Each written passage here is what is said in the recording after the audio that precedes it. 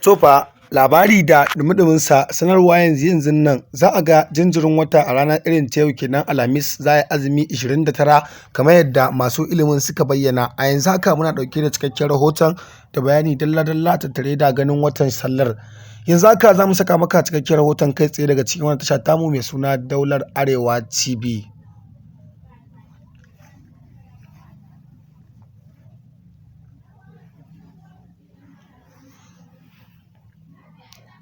Assalamu alaikum mai sauraro. Barka da zuwa wani tasha tamu mai suna Daular Arewa TV. To da Allah ne wannan zuwan ka ne na farko ka daure ka dangula mana subscribe kana ka danna mana alamar kararrawa. Domin hakan shine zai baka damar samun cikakkun bidiyoyin mu daɗaɗa kuma zafafa a kan lokaci da zarar mun dora. Mun gode da kallon wani tasha tamu mai suna Daular Arewa TV da kuke yi a koda yaushe. Godiya ta musamman ga dukkan masu sauraron mu a cikin wannan channel ɗin tamu mai ɗimbin albarka. So mai sauraro ka karkaɗe kunnen ka sannan ka gyara zama domin jin labarai dalla-dalla tattare da ganin watan sallah karama. A yanzu haka muke samun cikakken rahoto akan cewa za a ga watan sallah rana irin ta yau kenan Alhamis zai fito kuma zai yi minti 27 sannan kuma zai koma kuma za a duba shi ne a yankin arewa maso gabas a cikin ƙasa tamu ta Najeriya. Yanzu kuma za mu saka maka cikakken sanarwar kamar yadda Comrade Abba Isa Fantami ya wallafa akan shafin nashi na Facebook. Masana ilimin falaki na ƙasa tamu ta Najeriya su suka yi wannan ittifaƙi. A yanzu haka dai ga cikakken bayanin yana zuwa maka.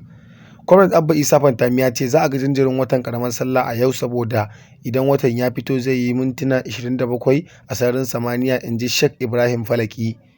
Sheikh Ibrahim Falaki yana ɗaya daga cikin manya-manyan malamai masu ilimin falaki a cikin ƙasa tamu ta Najeriya, wanda kuma shi ne ya yi wannan analysis ɗin cewa za a iya ganin watan kamar yadda Saudiya a baya suka ce watan ba zai ganu a cikin wannan rana irin ta Alhamis ba sai dai Juma'a azumi 30 za a yi. To shi kuma ya bayyana wa duniya cewa watan zai ganu a rana irin ta yau kenan, sannan kuma zai minti 27 sannan kuma zai koma. A yanzu haka kenan kun ga rahotanni sun rabu gida biyu kamar yadda Saudiya suka wallafa da wanda ƙasa tamu ta Najeriya ta wallafa akan hakan.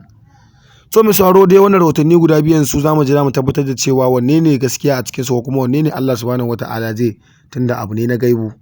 Amma kuma masu ilimin falakin shine suke wannan analysis cikakke bayani dalla-dalla. Niyyar ta kaya dai a cikin wata tasha tamu mai suna Daular Arewa TV. In an jima idan Allah za mu kawo maka cikakken rahoto a tattare da ganin watan sallah in Allah ya so ya yadda. Ku dai kai ku ci gaba da bibiyar wannan channel din tamu mai suna Daular Arewa TV domin samun labaran duniya, labarai daga cikin masana'antar ta Kannywood da ma labaran siyasa gabaki daya. Mun gode da jimurin kasancewa da mu da kuke yi a cikin wannan tasha tamu da zarar mun ɗora muku bidiyon mu babu kakkautawa. Ku ci gaba da bibiyar wannan channel din tamu domin samun labaran duniya zafafa kuma daɗaɗa.